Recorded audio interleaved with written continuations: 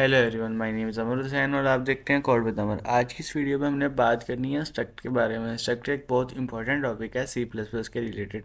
तो video start करने से पहले मैं आप सबको कहना चाहूँगा कि अगर आपने सी प्लस प्लस का फुल कोर्स सीखना है तो आप मेरे इस चैनल पर विजिट करें। यहाँ आपको सी प्लस प्लस की पूरी एक प्लेलिस्ट मिल जाएगी जिसमें सारी video step by step edit हैं।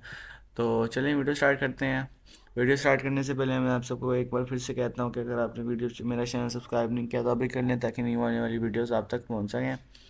और उसके बाद चलते हैं अपने एक फ्लो चार्ट मैंने आपके लिए बनाया हुआ। तो पहले ज़रा इसको समझ लेते हैं ताकि बाकी जितना भी मैंने आपको बताना है वो आपको क्लियर हो जाए, सिंटैक्स वगैरह। तो एक स्टूडेंट है, मैंने आप एक ना स्कूल वालों के पास गए, आपने उन्होंने आपको कहा कि मुझे कुछ ऐसा सॉफ्टवेयर बना के दो जिसके अंदर ना स्टूडेंट का सारा डाटा एडिट हो ऑटोमेटिकली, बस मैंने एंटर करना और वो सेव होता रहे। तो अब एक स्कूल में 10 क्लासेस हैं, सपोज कर लें 1 से 10 तक। तो हर क्लास में डिफरेंट स्टूडेंट्स होंगे जिनकी एज, नेम बेसिकली अगर सेम भी हो जाए तो एज और रोल नंबर वो चीज़ है जो हर स्टूडेंट का डिफरेंट होता है, राइट। अब ये जो कुछ चीज़ें हैं जो हर स्टूडेंट की कॉमन चीज़ है कि हर स्टूडेंट के पास ये डाटा होगा। तो अगर हम ऐसा कर लें, एक स्टूडेंट बनाए, स्टूडेंट का स्ट्रक्ट जिसके अंदर ये डाटा पड़ा है। अब मैं जब भी लिखूँगा ना स्टूडेंट के बाद स्टूडेंट 1 पहला स्टूडेंट, तो उसके अंदर ऑटोमेटिकली ये डाटा आ जाएगा जो यहाँ पे है, वेरिएबल सारे ऑटोमेटिकली आ जाएंगे। जब मैं लिखूँगा स्टूडेंट S2 तो S2 के अंदर आ जाएंगे। जब S3 लिखूँगा तो S3 के अंदर भी ऑटोमेटिकली ये आ जाएंगे। जब मैं लिखूँगा ना, मैं स्टूडेंट 1 का नाम कुछ दे देता हूँ यहाँ पे। स्टूडेंट 1 का नाम मैंने लिखा अमर, ओके।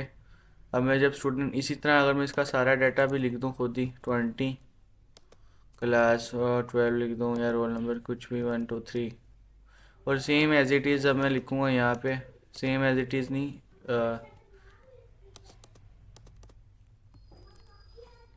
यहाँ पे अगर मैं लिखूँ हो जा, हाँ अगर मैं यहाँ पे लिख दूँ हुसैन, एज लिख दूँ 12, क्लास लिख दूँ 1, 10 लिख दूँ, उसके बाद रोल नंबर लिख दूँगा 1 2।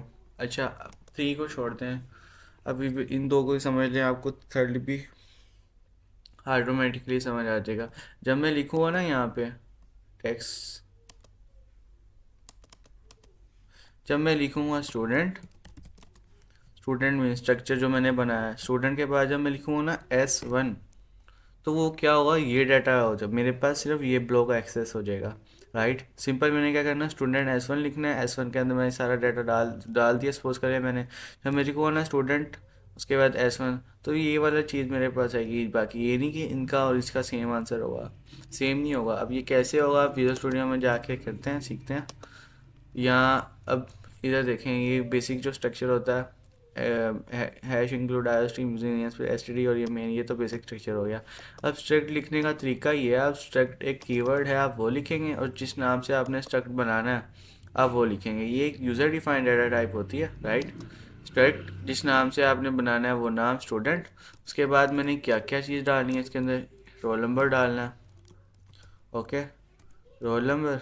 और क्या, फ्लोट, फ्लोट में मैं उसके मार्क्स मार्क्स डाल देते हैं हम, और उसका रोल नंबर हो गया, मार्क्स हो गया। उसकी स्ट्रिंग में जो उसका नेम चला जाएगा। अब ये कुछ चीज़ें हैं जिस पे हम करते हैं काम, बाकी आपको ऑटोमेटिकली क्लियर हो जाएगी। अब ये जो स्ट्रक्ट होता है ना, ये होता है user defined data type, right. जब हम करते हैं ना इंटीजर a = 4, ओके। अब बेसिकली होगा क्या, इंटीजर एक क्या है, बिल्ट इन डाटा टाइप है, पहले से बनी हुई है, तो हमें उसको डिफाइन वगैरह कुछ नहीं करना पड़ता। अब इसके इस 39 लाइन का मतलब क्या है, एक वेरिएबल है जिसकी डाटा टाइप क्या है, इंटीजर, और इसके अंदर स्टोर क्या हो रहा है, 4, राइट। यही मीन्स होता है ना। अब मैं जब करूँगा ना स्टूडेंट स्टूडेंट नाम मैं लिखूँगा स्टूडेंट का S1। अब ये हुआ क्या, अब समझते हैं इस तरह। अब ये है user define building data type, और ये है यूज़र डिफाइंड डाटा टाइप। दोनों में डिफरेंस क्या है, कोई डिफरेंस ही नहीं है। यहाँ जिस टाइप का हमने वेरिएबल बनाना है वो टाइप लिखी है, उसके बाद वेरिएबल का नाम लिखा है, ये सही। int एक बिल्ट इन डाटा टाइप है, यूज़र कंपाइल बनाने वाले ने पहले से हमें दी हुई है, तो इसलिए हमने इसको INT A लिख दिया। अब स्टूडेंट भी क्या है, एक डाटा टाइप है, मीन्स के S1 बनाना है हमने किस टाइप का, स्टूडेंट टाइप का, राइट। तो दोनों में कोई भी डिफरेंस नहीं है, ये एक बिल्ट इन डाटा टाइप है जो मैन्युफैक्चर ने हमें दी हुई है, और ये क्या है, यूज़र डिफाइंड डाटा टाइप जो हमने खुद बनाई है। किस टाइप का डाटा बनाना है, हमने स्टूडेंट टाइप का डाटा बनाना है, और किस नाम से बनाना है, वेरिएबल का नाम हमने लिख दिया S1। फाइन। अब मैं अगर कर दूँ यहाँ पे S1, उसके बाद S2 कर दूँ, ओके। अभी दो स्टूडेंट्स का डाटा हम एंटर करने लगे हैं। अब मैं सबसे पहले क्या करूँगा, एक सी आउट करवा दूँगा। सी आउट में क्या करेंगे, हम करते हैं enter data for student one, okay.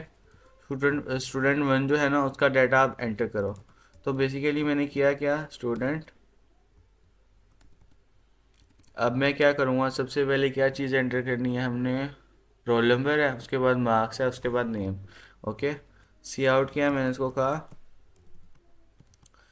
Enter roll number for student one, क्या, for student one, okay.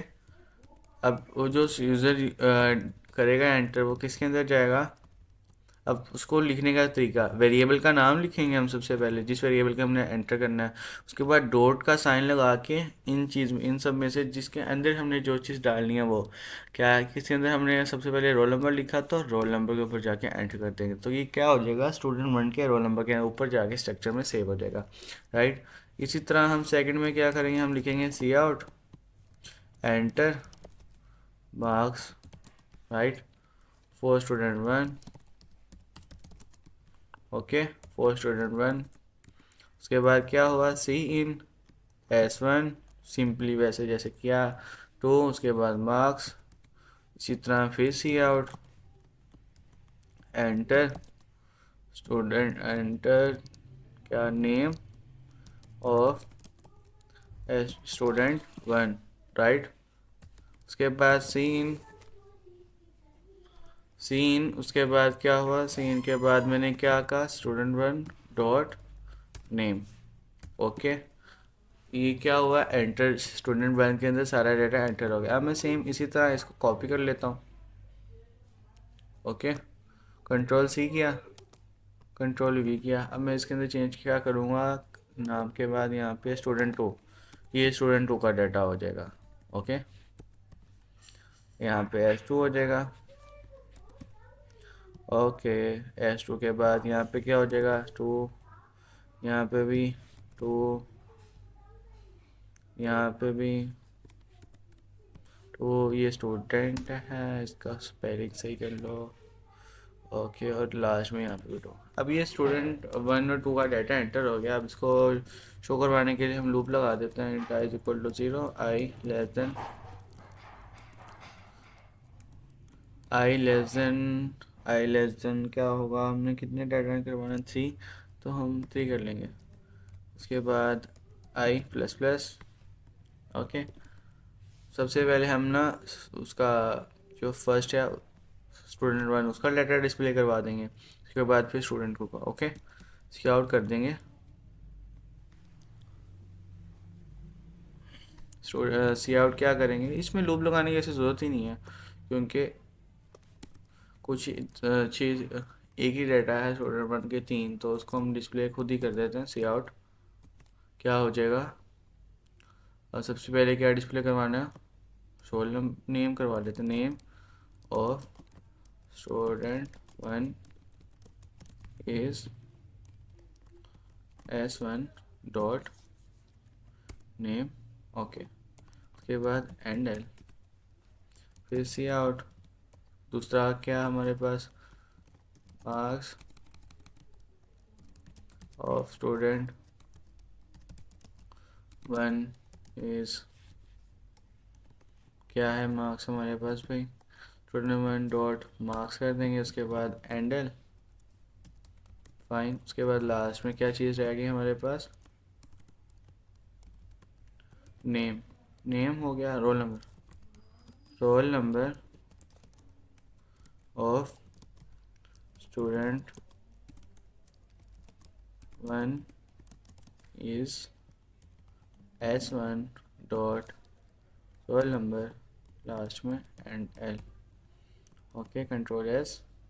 Same चीज़ मैंने कॉपी की, कंट्रोल C किया, नीचे आया, कंट्रोल V कर दिया मैंने। ओके, यहाँ पे क्या करना है, 2, यहाँ पे क्या करना है, 2, यहाँ पे 2, यहाँ पे 2, 2 और लास्ट में 2।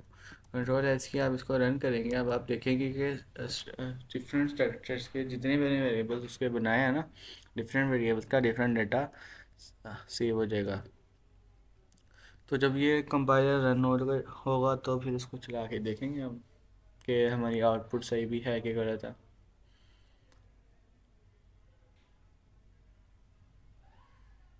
हो गया कंपाइलर रन।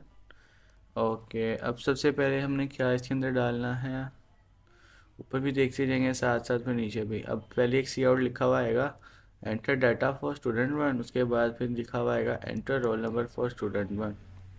आ गया enter data for student one, उसके बाद enter roll number for student one. असल में यहाँ एंटर नहीं लगाया इसलिए ऐसे हो रहा है। रोल नंबर उसने मुझसे पूछा, पहले स्टूडेंट का रोल नंबर ना मैं 1 ही दूंगा। फिर मुझसे पूछ रहा है enter marks for student one, पहले स्टूडेंट के मार्क्स में 1 दे देता हूँ, और नाम मुझसे पूछ रहा है तो नाम मैं दे देता हूँ अमर। ओके, अब वो सेकंड स्टूडेंट का पूछ रहा है तो सेकंड 2, मार्क्स मुझसे पूछ रहा है 2, और नाम मैं दे दूंगा हुसैन, ताकि मैं आपको बता सकूं कि डिफरेंट डाटा हो जाएगा स्टोर। ये नहीं कि कॉपी उसके ऊपर ओवरराइट हो जाएगा, ऐसा कुछ नहीं होगा। अब एंटर किया मैंने, देखा आपने, नेम पूछने के बाद यहाँ से देखना शुरू करना हम। Name of student one is Amar, marks of student one is 1, role number of student one is 1। उसके बाद name of student two is Hussain, marks of student two is 2, role number of student two is numbers, roll numbers of student two is 2। Okay, अब मैं इसी तरह अगर मैंने thousands of data store करवाना है तो सिंपली क्या करूँगा, यहाँ जितने भी स्टूडेंट हैं ना, मैंने 5 बनाने हैं, तो मैं सिंपली क्या करूँगा, यहाँ S4 S5। Okay, structure basically अरे की टाइप ही होती है, लेकिन यहाँ पे डिफरेंट टाइप्स के डाटा भी आप स्टोर कर सकते हो, जैसे इंटीजर, फ्लोट, स्ट्रिंग, ये तीनों डिफरेंट हैं टाइप्स। सही, अगर मैं एक अरे बनाता स्टूडेंट की, तो उसके अंदर अगर मैंने इंटीजर की अरे बनाई है तो इंटीजर का ही डाटा स्टोर होता। यहाँ ऐसा कुछ नहीं है, यहाँ आप एक ही इंडेक्स पे डिफरेंट डाटा भी स्टोर कर सकते हो स्ट्रक्चर में। तो मुझे उम्मीद है कि आज की वीडियो आपको समझ आई होगी। अगर आपको कोई इशू होता है तो आप मुझसे कमेंट सेक्शन में पूछ सकते हैं। और लास्ट में मैं आप सबको कहना चाहूँगा कि अगर आपने सी प्लस उसका फुल कोर्स सीखना है तो आप मेरे चैनल पर विजिट करनी है, आपको सारी वीडियो स्टेप बाय स्टेप मिल जाएंगी। यहाँ की प्लेलिस्ट बनी हुई है, आप इसको देखना शुरू करें, और आपको जहाँ पे भी कोई मसला हो तो आप मुझसे कमेंट सेक्शन में रब्ता भी कर सकते हैं। Thank you.